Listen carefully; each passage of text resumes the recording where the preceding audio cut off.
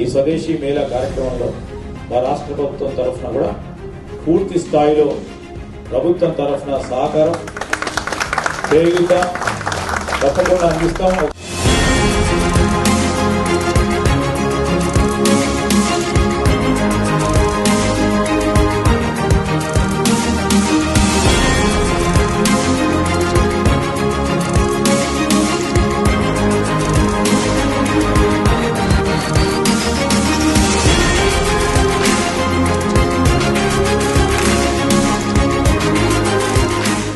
గొప్ప లక్ష్యంతో మీరు ఆలోచన చేస్తూ ఉన్న